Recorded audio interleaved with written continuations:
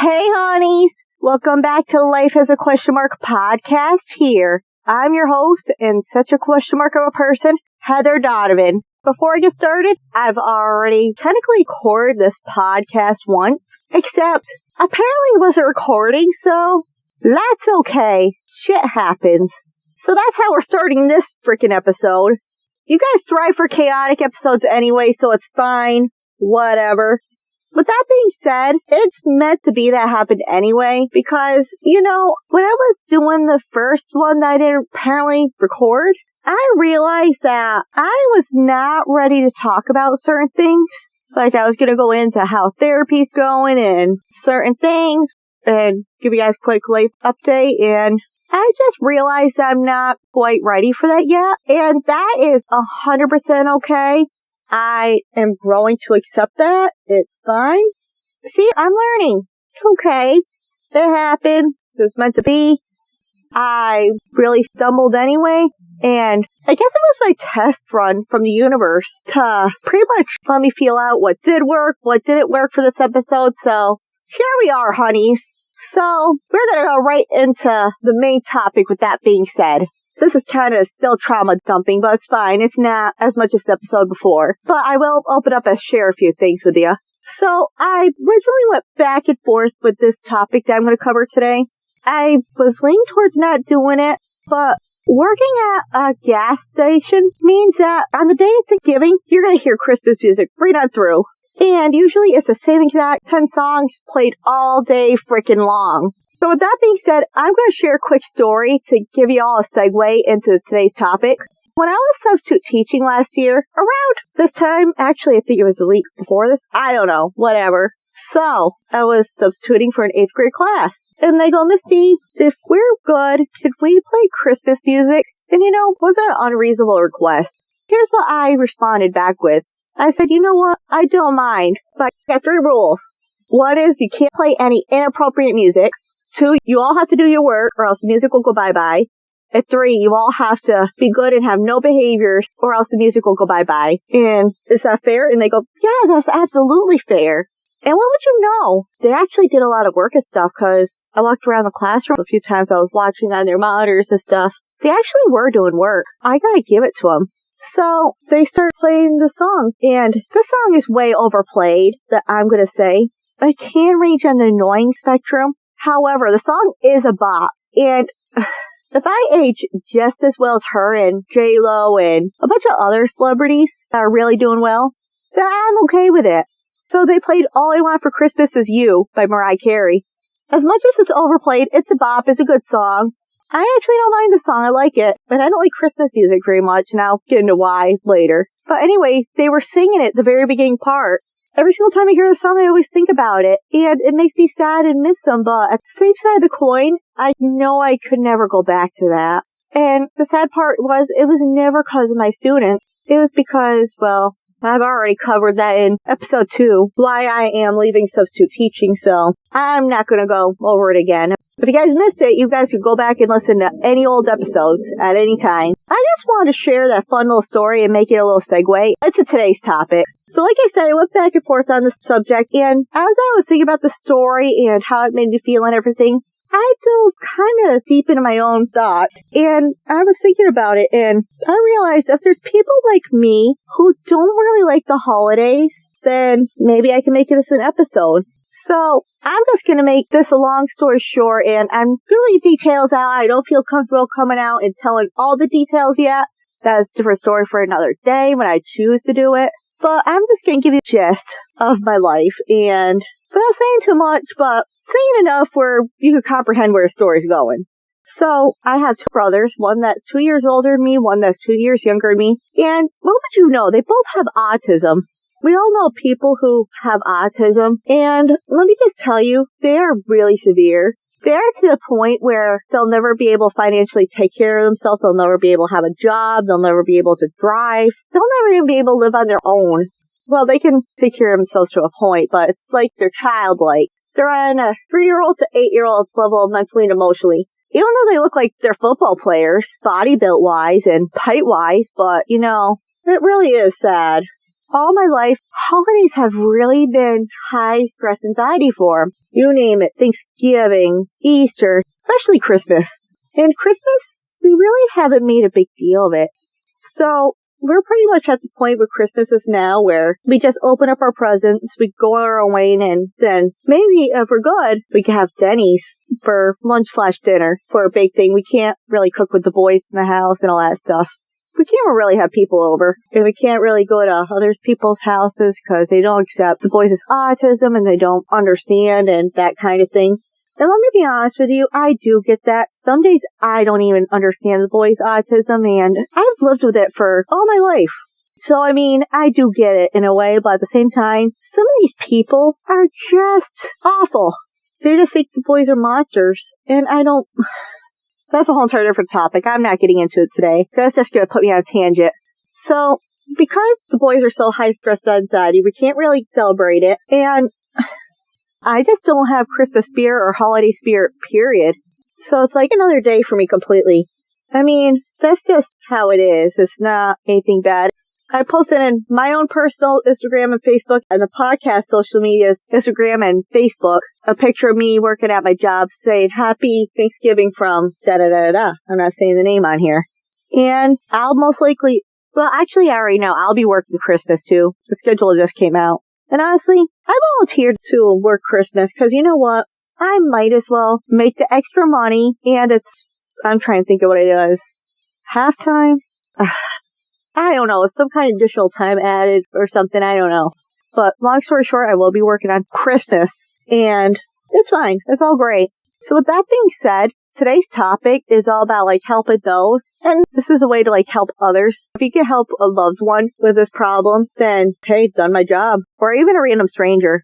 Oh, there's a doggy. Sorry, I'm at a truck stop recording, and I just saw a truck driver have his dog come out of the truck, so I'm sorry. ADHD here. Anyway, so if you can help someone that you love or even just a random stranger get their Christmas spirit or help them feel better or help them through the holidays, then I've 100% done my job and my duties and my goals. All that shit, as Felicia says from Big Brother 25. So that is today's subject. With that being said, let's get started. Everyone has their own personal reasons for why they don't celebrate or have holiday cheer. And some reasonings could be mental health concerns, family drama or other relationship conflicts, career detours, financial difficulties, grief over a loss of a loved one, social anxiety. These are just some of the many examples that are out there. There are so many more. Some things that you could do to help somebody is, number one, it's so simple, but yet it can mean the world to somebody. And every single example that I tell you guys that can help somebody with their Christmas cheer and being there for them through the holidays is basically going to come back to this first example. And that is number one, just showing up. And no, it does not have to be in a huge way. It could be just in the smallest, simplest ways. In some ways, you could think that it's so dumb and minuscule, but it could be huge to somebody else and you have no idea. You can send a text message or a handwritten card. You'd be surprised how many people love handwritten cards and letters. I mean, heck, I don't receive hardly any of them, but when I do, oh my gosh, I love them. When somebody just takes the time to sit down and do it, or even if they don't think their writing's good enough or whatever, kind of like me, and they just type it out and they sign their name or something, but they use their own words and it comes from the heart, that's just the best. And that just goes a long way. It just shows that you're thinking of them. Drop off some food, whether it is a meal or a treat. And it doesn't have to be a hot meal. It doesn't have to be a full-on turkey dinner. It can even be a cold dish. It could be a sub, it could be a sandwich, or it could be a treat like cookies or brownies. It could even be a store-bought treat. You'd be surprised. Food is food for the soul. I mean, even when I had my eating disorder, food is medicine, and yeah, I mean, granted, and I don't like when doctors say that food is the problem of, our health. Not necessarily. Food becomes a problem when you don't know how to eat it or how to get your nutrition in, how to eat what's healthy for you, your body type, and everything else. So, I mean, it's just different for everybody, but that's a whole entire different spiel. It's fine. Give them a phone call. Go hang out with them and just do something simple as shoot the breeze or watch a TV show or movie. I mean, heck, I don't have a ton of friends. Well, actually, funny story. I never realized, A, until this podcast came out, or B, until I started working at the place I am working at now, that I actually have more loved ones and more friends than I thought I have. So, I mean, it's something. It's so weird. Even my friends who were my high school friends, we've just grown apart. It's just, back in the day, that would have bothered me, but now I just realize that people just grow and they just go their different ways. Like, I could tell you right now, as a person, I have grown tremendously. And if I went back to, I don't even know, trying to think of an example, 13-year-old me, hell, even 18, 19-year-old me, and said, hey, everything's going to be okay, and you're not going to be in the space. In fact, you're going to be a whole different kind of space, and it's going to be okay. I would not freaking believe him. And even looking back at that old Heather, it is a tremendous difference. So yeah, food for thought there. But anyway, back to my point originally. I got a little sidetracked there. So, even if I'm with a friend, I don't care if we're just sitting there texting or watching our own TikToks or, I don't know, on our own social medias or whatever, watching a movie, watching TV show, whatever. Whatever it could be, I value quality time. And I think that's one of my love languages. Is that what it is? I'm pretty sure it is. But I love spending quality time with people, even in the most minuscule ways. It's so important to me, and I've never realized that until not too long ago, actually, when I started the self-therapy, and even before I went into therapy. But anyway, that's my point for saying to go hang out with them and to go do something simple, just as watching a movie or just talking to them and just bullcrapping. You guys can even sit on the phones and do your own things, not even say a word, and it'll just mean the world to them. You never know. But the most important thing is to be present and to check in with them on a regular basis. Pay attention to their feelings and needs and give them what they want and need. So many things to tie into this. The first thing is ask them what they need. Do they need space? Like, some people just need space, or they want to be around people, but they just don't want to talk about the problem, or talk about why they feel like this for Christmas, or just talk about feelings in general. Some people do need to talk about their feelings, or just a variety of different things. Just ask them what they need. Maybe they need a hug. Maybe they need just a simple text. Even saying hello to them makes a big difference. You don't know. Make sure you ask them what they need and pay attention to how they're feeling. Like, maybe if you notice that you mention a holiday topic, for example, and they start acting a different way and you start avoiding it, or feel the room first before you ask. If you're going to ask them what's wrong or try to go in deeper to find out what it is, read the room before doing any of that. So my next thing tying into that is watch out for red flags. This time of year around the holidays is a rise in suicide and self-harm rates. I could tell you by how much, but I do know it is. If you get any red flags that they are going to hurt themselves, hurt somebody else, commit suicide, intervene. You need to talk to them, encourage them to get help. Or if you feel like they shouldn't be left alone, then you know what? Obviously, don't leave them alone, and you need to reach out and go get help. I mean, that's all there is to it. Another thing to remember, too, is don't try to fix a problem or fix how they feel. Let them feel their emotions and their feelings. They have a right to, and even if they don't want to, don't try to have them do that. Don't try to force things on them. Let it come to them. Let them pick and choose what they want. Let it be natural. Number 3, do acknowledge his shittiness. So, again, this is one of those situations where you're going to want to read the room. But basically, if they're acting like they don't want to talk about it, or if they do want to talk about it, or whatever else, if you feel like, and you get the energy in the room, and get to read in the room that it's okay to talk about it, go for it. If not, then let it be. But do acknowledge his shittiness. Do tell them it's okay. Tell them that it is positive to feel how they're feeling. Try to feel how they, well, not feel how they feel, but try to feel how they feel on their level, if that makes sense. Number 4, don't assume your friend will go full on Grinch. Okay, so this is a perfect example. Like me. Everybody will say, especially that they know me as a person, they'll say that I am a Grinch. Not necessarily.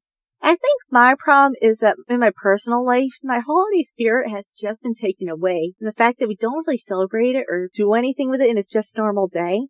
I think that's just the issue. So, and I think if I was in a relationship or I did something different for Christmas, like if I was in a relationship and I did a tradition with their family and we did special stuff on that day with my partner and I, or even if I did something special on that day all on my own, just made it a special day, it'd be different. But I mean, right now, it is what it is. So, I mean, I'll take it right now that I'm the Grinch, but I know full on I'm not. So, but just because people think of this of me doesn't mean that I want you to think other people like that.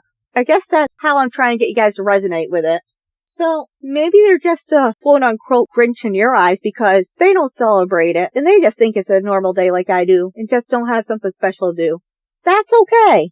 Just grin and bear it. It's okay. Just don't think of them as a stone-hard cold Grinch. It's fine.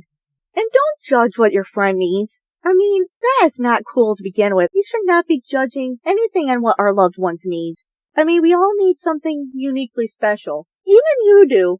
I mean, there's probably some weird stuff that you need. Just don't judge it. Maybe they need space. Or maybe they need play some heavy-hitting rock music and then like bang their head. Like do that rock banger thing. I don't know. Let them do them. And if they do need their solitude space, that's okay too. And this is my next point. I even need my solitude space. Like after a long day of work or whatever, there'll be some point in the day where I need like an hour or two, whatever, of just space where I don't talk to anybody and I just do me for an hour or so. Just do whatever I want to do. I don't work on the podcast if I don't choose to. I don't go on Facebook if I don't choose to. I don't watch a certain show if I don't choose to. Whatever it is. Some people do need that space during Christmas, so be mindful of that. That could be a red flag, but at the same time, if there's no other red flags there that they're going to hurt themselves or others, then let them be. It's normal, trust me. But basically the thing is, the takeaway from this whole entire situation is prioritize small gestures. I don't care how small they are. They could be sending a, hey, how are you text, or can I stop by, or can I bring you a coffee? Would you like lunch, or I'm running to the store, can I get you something for groceries? Bringing over a meal, anything. Anything. You have no idea how big of a difference that would make in somebody's life. You have zero idea. So, prioritize the small gestures, because you know what? They can be huge to somebody else. You have zero idea. Absolutely none. Alright, so now we're going to move into some TV talk. The first thing we're going to do is talk about Survivor, and it's the day before the Survivor finale, so honestly, I would try to wait a couple extra days for the finale and the other show to get done, which I will be talking about later, but I couldn't wait any longer to record. I'm recording on a Tuesday, and this is supposed to be out on a Thursday, so yeah.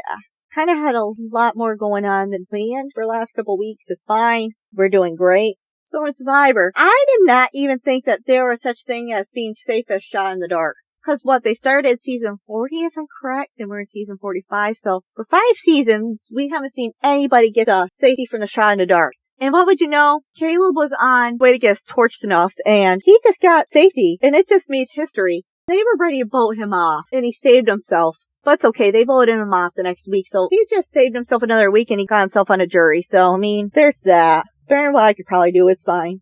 I'd be evicted. Well, I'd be voting myself off day one, so I mean, it's fine, but that would be TV gold for all of you guys though, so.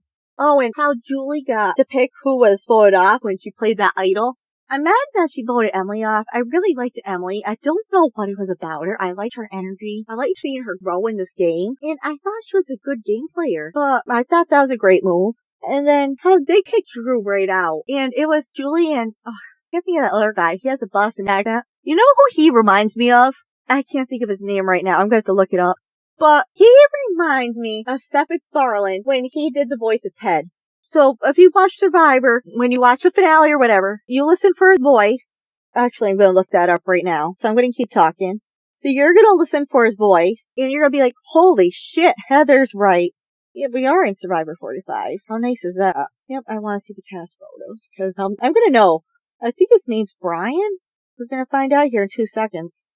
Jake. His name's Jake. Jake O'Kane. Okay, so he has the voice of Ted. So you need to listen for that. He has that Boston accent. You're welcome for pointing that out. But you know, it's pretty bad when Survivor got bad, and when Survivor just started playing Survivor in the last 2 or 3 weeks of Survivor. Like, what the hell? If I wasn't committed to watching Survivor, then honestly, I would not be watching it. I don't know, it's just a boring season. It's just too bad they couldn't have done the gameplay earlier, and they all just were a sucky cast. But I mean, what you gonna do? Production's just off. But production wasn't off on The Amazing Race. Segue change. So I love how they went back to their old roots about time, because thanks to COVID, you took that away, Hunnies. So I love how they're back to fighting for airplane tickets and getting a seat on the airplanes and getting early airplane times and all that stuff. I miss that. But it used to be more intense in the past episodes, so that's what I miss. And they had a blind U-turn, and I have a theory. And tell me if I'm wrong with this theory. I want one person to tell me I'm wrong. I think that Annalise and her father, I think it was Steve. I'm bad with names, whatever. I think he was a Steve. But anyway, I think that if Annalise and her father wasn't U-turned in that blind U-turn, then they would have been easily in the top 3. But once they were U-turned, it was like they gave up. They just got at the end of the pack and they just started fighting with each other. It just looked to me like they gave up. They just no longer had that winning momentum just because they had that one hiccup, which really sucks because they were a good team. And that scramble on the finale, such a good twist. Because how would you know where the rest of the teams were? I mean, and they looked like they were decently far away, so they really didn't have too much way of telling, but also, how did the bearded brothers get in the final 3? Well, I understand now, but if you asked me in the beginning of the season if I thought they would make the final 3, I'd say absolutely not, because they were one of the weaker teams. But they really showed up in like the last couple. And I understand why they made the final 3, especially when they did that preview or the flashbacks, whatever you want to call it. I'm like, I get it now. You go, bros. But I'm disappointed how Rob and Corey got 3rd place and didn't win. I really want them to win. I love their energy. They had great strategies going in. They didn't win at 1st place. They won 1, actually, but they were decently high up there or in the middle, so. I mean, I just think that they had really good competition against them with those other 2 guy teams, but they were definitely my favorite of the season. I loved them. They had good energy. They seemed like great personalities. That just made me sad. But the brothers who won, Greg and Josh, this is my other theory. I do not think that they would have won the Amazing Race. Maybe. I don't know. I think they would have been in the running with Annalise and Steve, whoever Steve is. That could be the right name. I don't know. Maybe his name's Peter. I can't remember. Anyway, I don't know if they would have won if the blind U-turn didn't turn around Steve and Annalise, because ever since that blind U-turn happened, they started getting 1st places like nobody's business. So that's just my opinion. Maybe I'm wrong, but I don't know. I'm curious to hear what you guys think. And the last one I'm going to talk about tonight is the Big Brother Reindeer Games. And let me tell you, oh my God. First off, much better in season 25. So this is a lot better season. I guarantee you that it's going to be either finale the day they post this, or it's going to be on Friday. I don't know which one. Like I said before, if I could have waited a couple more days to record this, then, I could have, but then with editing and stuff, I would have really kind of been screwing you guys and not making my date as promised, so it's fine. Whatever. My bad. Well, not my bad, but you know what I mean. Let me tell you, this is, in my opinion, the Big Brother All-Star Season 2 that we should have gotten. This cast is stacked. They are so smart. Like, let me give you a couple examples. So, when the Misfit group, and this group was Brittany, Josh, Danielle, and Taylor, they chose to save Nicole and send the other 3 into Santa's Showdown. And you know what? Danielle, Taylor, and Josh were in the alliance with Xavier, so they could have easily saved Xavier and sent Nicole out to the wolves, which I don't know if she would have went home, because I feel like she would have been good at mental comps, but her anxiety, which I do get, it might have gotten her, but I thought that was great gameplay, and I'm really impressed. And I am shocked, speaking of that, how Frankie sat home Cody. Who would have thunk with a competition such as Cody Calafieri? I mean, really. But to be honest, though, I like Cody and all, but to be honest, I really didn't want to see him win again. Because I know he's a competition beast. I expect that and stuff already from him. It would have been one of those predictable seasons, like predicting that Xavier was going to win. Big Brother 23. It would have been one of those, hands down.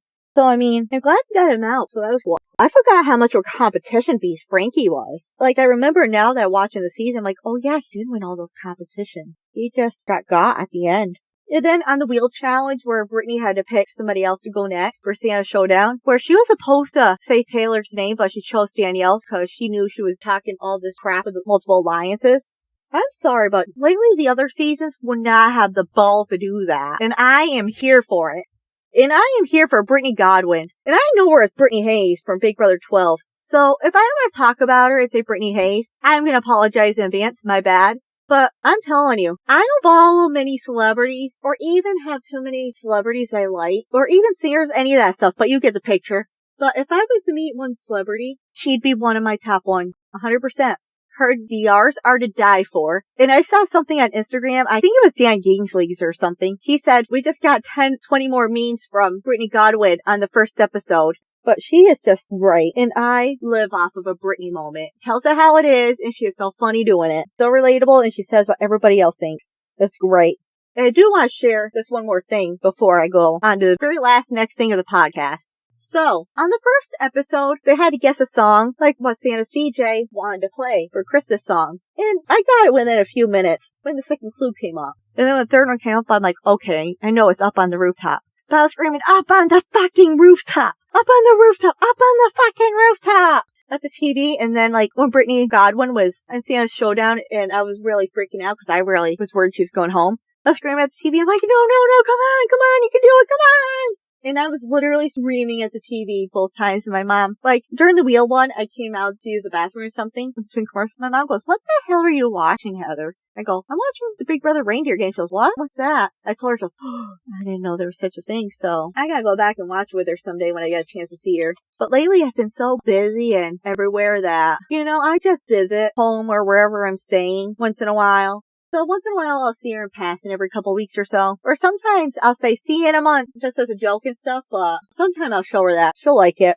But yeah. So I have a couple of predictions actually before we go on, because I forgot I have to put my predictions in. My 2 cents. Also, before I do my predictions, I forgot to mention that I predicted, and I almost made a quick episode making my predictions on who was going to make the reindeer games. The day before they came out, I made my prediction that it was going to be Frankie, Brittany, and Danielle on it. So I'm like, well, it only makes sense because they were in the advertisements. It's possible that Brittany's not because she has kids, but I had that smidge of a doubt, but I did predict it right. So, here's my predictions for the reindeer games. For the final 4, I think we're definitely going to see Brittany and Frankie at the end.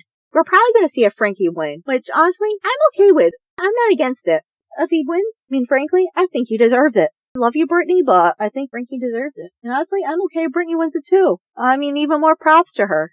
For third and fourth person, I don't know. I think Nicole might make it in there, just because she might get carried. If not, she'll bring herself. I don't know. But most likely she'll be carried. And I'm not saying that as a bad thing. Not always a bad thing when I say that they're being carried. Most of the time it is, but this case is really not. And then for last place, I really stuck on this one. Because thinking about it, I was confident that Taylor would be the fourth one, but I don't know after seeing Monday night's episode, which it came out on December 18th.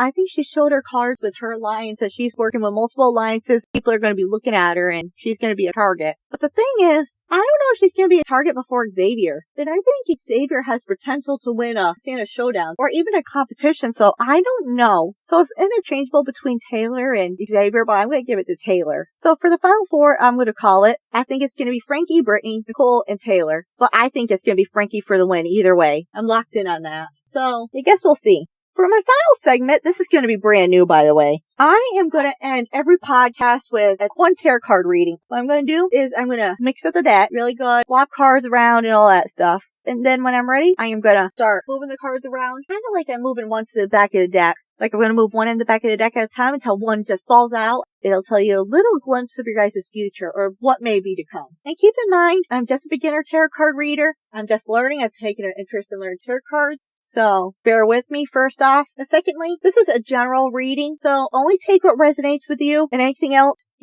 let it be. And no, it's not all for you. And this is no way predicting your whole entire future, and you should not live your life based around this. So what I will be doing is I will be tapping into my inner spirit guides, and I'm going to be asking my spirit guides to do the deck. Before I mix it up and after I mix it up, I'm going to ask you what it sees for you guys. And I'm going to tell you what the card is. I'm going to tell you what the meaning card is. And I'm going to tell you guys what my spirit guides are telling me what to perceive it as or what it means or what it's believed to be mean or, you know what I mean. Words are hard. Like I said, my brain shut off earlier, so I'm surprised it lasted this long, so it's fine. Alright, let's get started.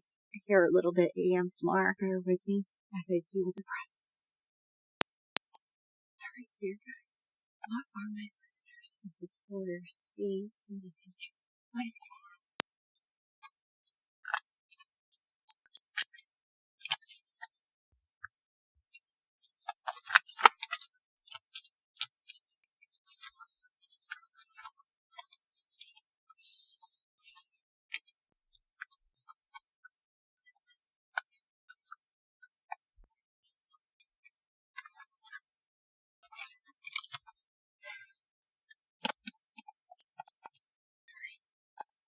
What do we got, spirit guides?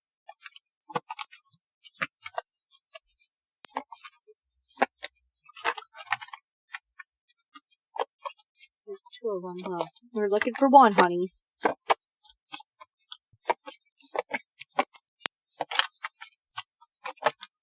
Alright, we got one. Alright, we got the Justice card upright. And the Justice keywords is justice, fairness, truth, cause and effect, and law. The Justice card represents justice, fairness, truth, and the law. You are being called to account for your actions and will be judged accordingly. If you have acted in alignment with your higher self and for the greater good of others, you have nothing to worry about. However, if you haven't, you will be called out and made to own up to your actions. This has you shaking in your boots. Know that the Justice card isn't as black as white as you think. A level of compassion, understanding, accompanying justice. Although you may have done something you regret, this card suggests that you'll be treated fairly without bias. Be ready to take accountability for your actions and stand accountable for the ensuing consequences. The Justice card is a positive sign that will indeed be served. You may be part of a legal case or awaiting final judgments from the courts or a governing body or institution. A ruling will be passed down shortly. Once the decision is made, you must accept it and move on. There are no retrials or second chances with the upright Justice card. The Justice card often appears when you need to make an important choice with the potential for long-term repercussions. Be aware of the impact your decisions will have on your well-being and the well-being of others. Choose consciously by connecting with your inner guidance system or your intuition, and by asking for the answer that is most in alignment with the highest good of all. Be ready to stand by your decisions, as you will be held to account for the choices you will make. You need to ask yourself, do I stand by my decisions and accept the consequences of my actions? If you cannot, then dig deeper. Plunge into the shadows of what is right and wrong, until you find the place where you can stand in integrity and strength. At its core, justice is about the search for truth. As you explore truth, you will discover things are not as clear-cut as you thought. Be prepared to dip into the murky waters where the truth meets you. Be consciously aware of what you believe to be true and what you believe to be fair and ethical. It may not be as clear-cut as you think, so prepare to challenge yourself and to explore new territories of the belief system. So with that being said, the spirit guides are telling me that there will be justice being served, but it won't be in a legal courtroom or anything legal-wise. You will get in a confrontation with somebody, probably a friend or a loved one. I'd say most likely a friend. You will see the consequences of your actions, so maybe you'll do something good or bad. But I feel like it will be most likely neutral, like you have a hand in something but good points to it, I guess. If that makes sense, I hope it does. But when the outcome comes back, you will receive truth in whether the situation at hand will make you lose a friendship, whether your friendship will stay at a stalemate, or whether your friendship will increase with its benefits. I cannot tell you whether it's good or bad. I feel like it's neutral. So you'll receive judgment, but I feel like there won't be a conflict after the judgment is done. So long story short, you'll probably be in a conflict with a friend of yours, and you will receive judgment, and I feel like it'll be a mutual thing, like you both will agree that you both have done wrong. It'll take some time, it won't be done in one day. Maybe I see about 3 to 5 days of having this conflict go on. Then you guys will be mutual, and you guys will be back to your old ways.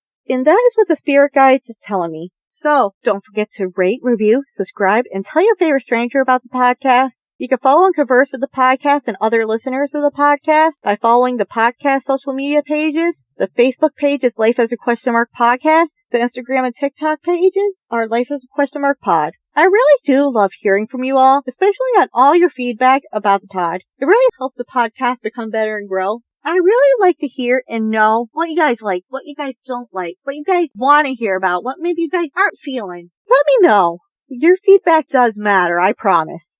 You can also follow myself on my personal Instagram and TikTok at Miss D's World 2022. Hi, car. I'm almost done. Could you tell I did that whole entire thing in the car?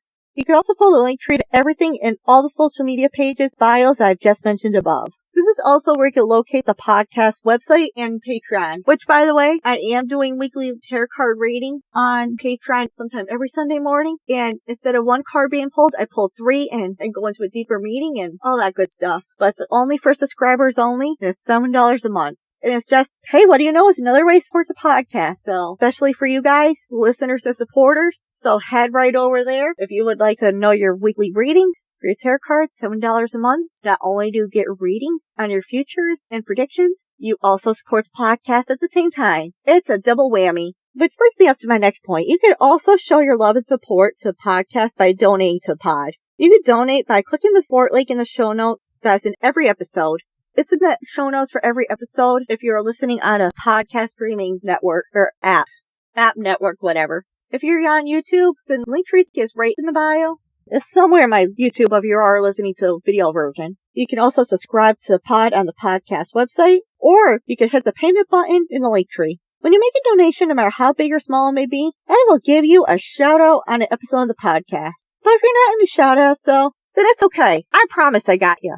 I could give someone a message on an episode of the podcast for you instead. I could do messages such as proposals, wedding proposals, give someone the bad news that you want a divorce, or let somebody know that you want a restraining order. I don't judge. You do you, honeys. Or I could just tell someone to pick up their goddamn clothes off the floor because you're sick of looking and tripping over their goddamn laundry. No matter what you choose, though, it'll be personal for you as a very, very small thank you for helping the podcast become better and grow. Please make all donations for family or friends, though. All donations will go 100% towards podcast only. For example, it could go towards paying the subscription cost for either using the program that I edit all the podcasts on, or towards a website subscription if I need any new or extra equipment for the pod, or it could go towards any traveling expenses to go interview a guest to be on the podcast. You never know. Maybe one day I'll get one of those heavy hitters. Hasn't happened yet, but who knows? You never know. For this episode, I am leaving you a random word of the episode. So the random word of the episode is apple. So I will talk to you all around January 4th of 2024 and talk to you all next year.